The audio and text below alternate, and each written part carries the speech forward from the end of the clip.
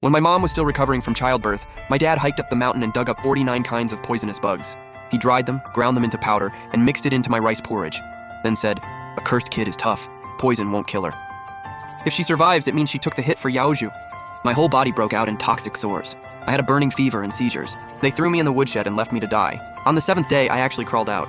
The sores had scabbed over into these creepy, scale-like patches all over my body. My dad stared at me and said to my mom, "See? Told you so. This girl's got a freakishly tough life, and she really is a curse on our family." They were convinced my little brother was the lucky one, so they decided I was nothing but bad luck and threw me out in the mountains to be eaten by wolves. Some villagers found me and brought me to the village chief. But my parents? They got mad at the villagers for minding other people's business and flat out refused to take me back. Raise her a few years, marry her off for a bride price. That's not a bad deal. You'd still have to feed her. Our Yaoju barely has enough to eat as it is. My little brother's name was Lin Yaoju, literally meaning, bring glory to the ancestors. But I didn't even have a name back then. I mean, why bother naming someone you're about to throw away? Haven't you been asking me about the school? I'll put in a good word with the teacher in town and get your Yaoju enrolled. The second those words came out, my parents started daydreaming about my brother becoming some big shot official one day. And I finally got to keep my life and got a name, Lin Zhaodi. Back then, education was a privilege. It was a really big deal.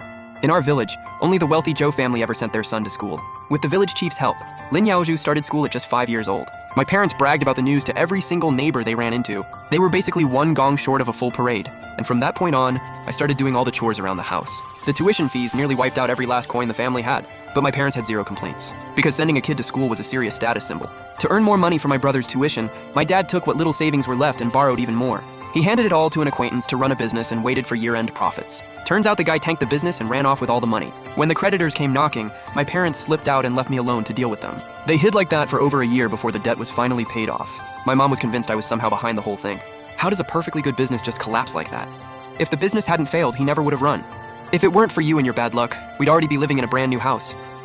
They wanted a new house, not really for Lin Yaoju to find a wife, but because his classmates all came from money and lived in these huge, fancy estates. Lin Yaoju was so jealous he'd come home throwing fits, demanding a bigger house.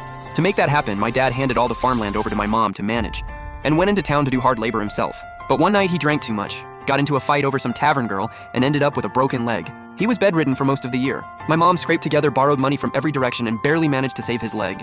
But the school tuition just kept piling up, unpaid. The teacher kept asking for it, and my parents started blaming each other, fighting every single day. Eventually, they took all that frustration out on me. After all, I was the cursed one. After 2 weeks of taking turns yelling at me, they decided to sell me. Cash up front, no more bad luck dragging them down. A total win-win in their eyes. Honestly, I didn't really mind. Wherever I got sold, I'd still be doing chores. Maybe if I ended up as a servant in some rich household, life might actually be better. What I never saw coming, they were planning to sell me to a brothel. I'd heard about places like that. They'll chew you up and spit out nothing. I begged them to just sell me as a maid instead. My mom scoffed and rolled her eyes. That barely pays anything. The brothel pays dozens more coins. Their minds were made up. I was going to that brothel. I tried to run. They dragged me back. My mom grabbed a stick and started beating me with it. I stumbled and hit the ground, cracked my head open. Blood everywhere. They sandwiched me between them and marched me toward town. Some neighbors saw what was happening and tried to step in. My mom put her hands on her hips and went off on them. "You got money to buy her? No? Then back off. Don't get in the way of my Yaoju's tuition. I will not let this go." Everyone could see there was no winning here, so they backed away one by one. I thought, if I'm being sold to a place like that, I'd rather just be dead. Right as I was thinking about ending it all, I heard this deep, gravelly voice cut through the crowd. "I'll buy her." A dark-skinned man stepped out from the crowd. I recognized him. He was the eldest son of the Zhou family. His name was Zhou Tuo. Face flushed red, he said he wanted to buy me as his wife. Zhou Tuo pulled out 2 taels of silver. With the village chief and several village elders as witnesses, he took me with him. My mom was right there throwing shade. "You Zhous just bought yourselves a little jinx. If anything goes wrong, don't come crying to us. And we're not giving refunds." Zhou Tuo was about to leave for military service. He needed someone to look after his sick mother and his young brother. After thinking it over, I gave him the only thing I owned, an old copper token I'd been carrying for good luck. He promised he'd send money home on time, and I promised I'd take good care of the family. Just like that, I became part of the Zhou family. Zhou Tuo left in such a rush that we never even had time for a proper wedding. So my mother-in-law had my brother-in-law Zhou Wenqing hold a rooster and stand in as the groom. Zhou Wenqing was just a teenager. He had these bright eyes that sparkled like stars. After the ceremony, his ears went completely red and he bolted out the door. My mother-in-law and I couldn't help but laugh.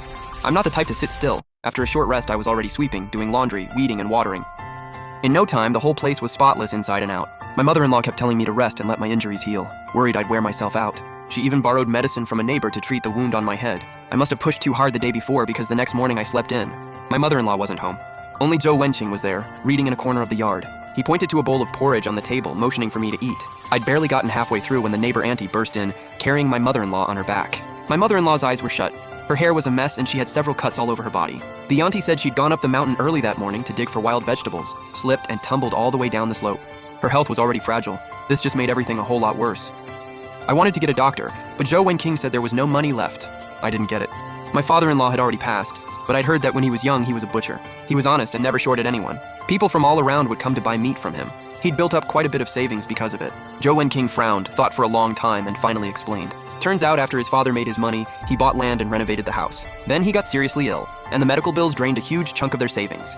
My mother-in-law worried herself sick over it. Her health got worse by the day and she needed medicine year-round.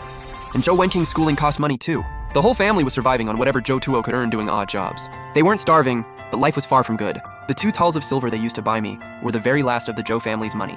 That's when it all clicked. No wonder it wasn't a day off, but Zhou Wenqing still wasn't at school. They clearly couldn't afford the tuition. And my mother-in-law had pushed her sick body up that mountain just to find some wild vegetables to feed the family. If it weren't for buying me, the Zhou family never would have ended up like this. I'd heard about the Zhou family's young son before. Sharp mind, quick eyes. The teacher at school couldn't stop singing his praises.